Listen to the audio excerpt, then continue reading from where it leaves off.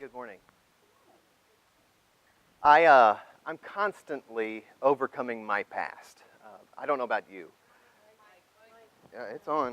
Yeah, I got a green light. How about I do this? Yeah, my name is Brett. Is that better? A little bit closer? Cool. All right. I was trying to go for some chest hair. Uh,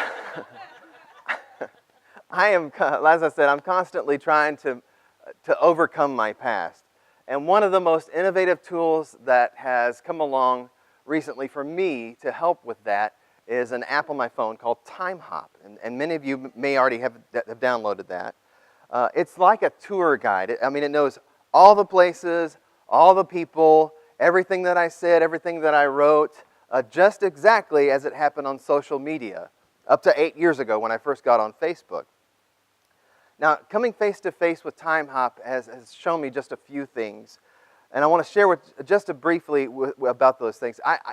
The first thing is I carry my past with me everywhere. Memories and stories just pop out of nowhere, and it's completely portable. And now, with the benefit of TimeHop, I get a constant stream of memories in high definition that I would really rather have forgotten. It's easy for me to remember and to forget my past. I remember how I was wrong. I remember why I was wrong. I often remember in embarrassing detail. I also forget. I forget to hug people. I forget to recharge. I forget what makes me fat. I forget that I'm lactose intolerant. And I often forget how exactly do you get drunk again? I don't remember. My memory is usually pretty exaggerated. The things that happened to me are bigger in my mind than they actually happened.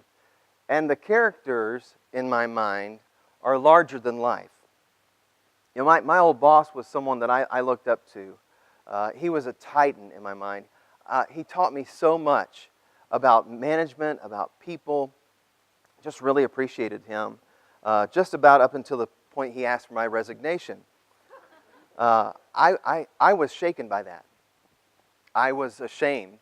I was embarrassed. And his accusing voice echoed in my mind over the course of the next 300 or so days. Like last summer, I found out that he and I were invited to attend the same wedding. And we were going to be seated in a special section, really close to each other. Awkward. I became very, very anxious about that. And finally just landed on two things. I would shake his hand, and I would allow myself to say only 5 words. Just 5. I didn't know what the 5 words were. I ended up shaking his hand, but I only got in 4 words. And I'll just let you... No, it was, I'm good. Thank you. That encounter hit me really hard because that's not the way I live life. That's not the way I move forward. And I knew that I couldn't move forward while I'm looking over my shoulder, listening to this echoing voice inside my head. So in just a few minutes, I'm going to share with you just a few things that I did between that summer and Christmas that transformed the way I not only dealt with him, but I dealt with my entire 6-year history with him. Because I saw him a few months later in December. He stopped by a place. We were in the mall selling pops. And I was surprised by having dealt with that I was completely at ease. What was more surprising was how in my mind I had actually built him to be taller than he actually... This dude is really short. I was just, he's so cute.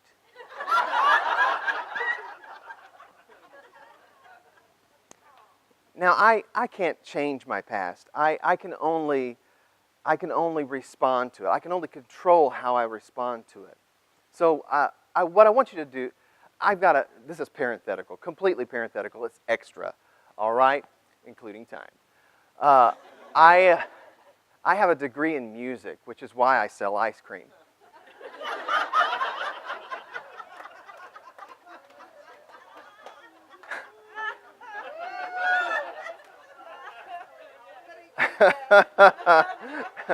Yeah, hashtag ice cream dream.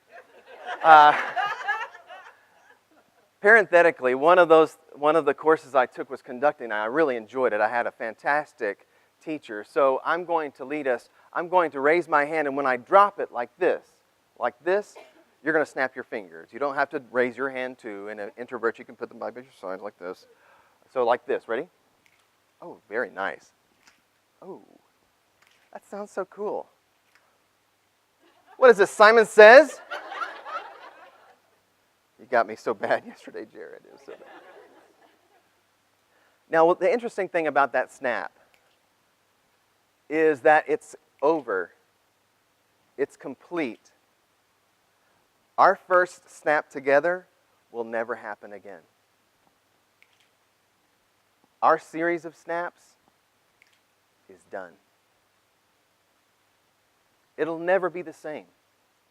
The only thing we can do is snap again. Because we're constantly creating our past.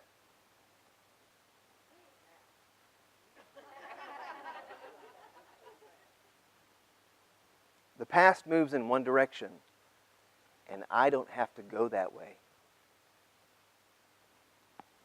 Hang on, need a drink.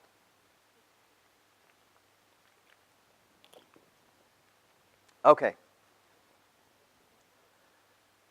What that frees up for us is the ability to choose the future we desire and design a past worth remembering.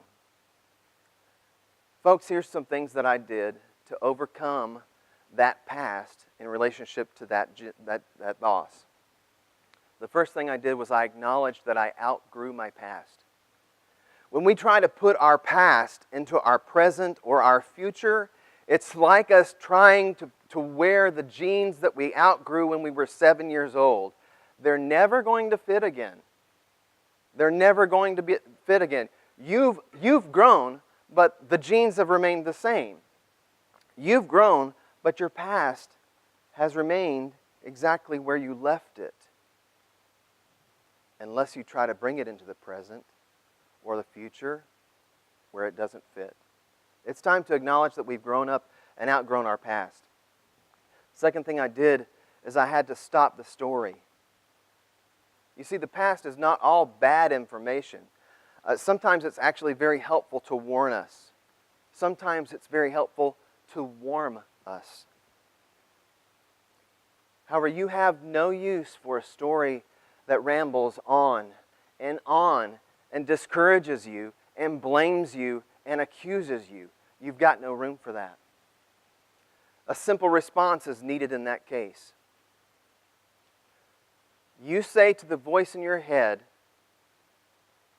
and if you're asking what voice in your head is he talking about, the voice in your head that just asked you that question, that's the voice I'm talking about. You say to the voice in your head, "Thank you for sharing. You'll be quiet now. I'm going in this direction." Thank you for sharing. Respect for the past. Tell it to shut up. And then declare your direction. But folks, one of the most powerful things that I did was forgive. You know, some people have left a hole in us and they have never done anything to fix it, and they never will. A counselor once told me a story about a man who owed a king. It was from the Bible. A man owed a king the equivalent of like $1 million.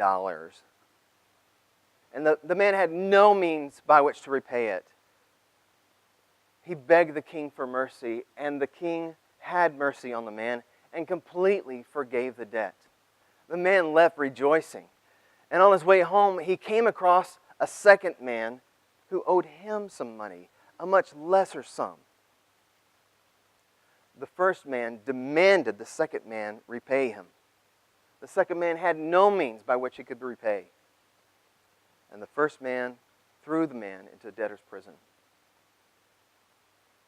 And the question the counselor asked me, which man would you rather be like? A king or a debt collector? You see, we've got too much going on. We've got too much potential to remain self-employed as emotional debt collectors.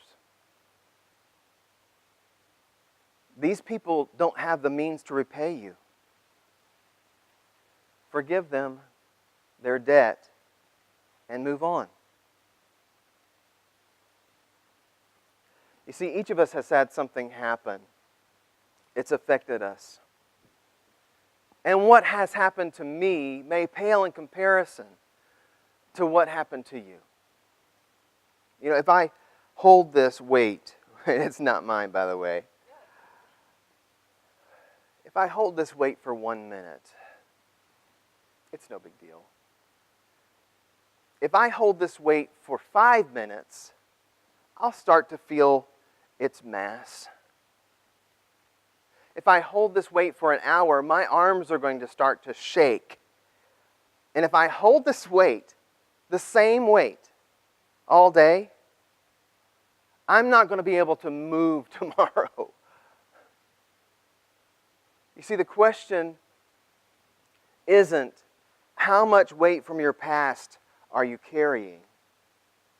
The question is, how long do you want to keep carrying it? Today, your future and your dream is waiting for you to drop the weight. Thank you.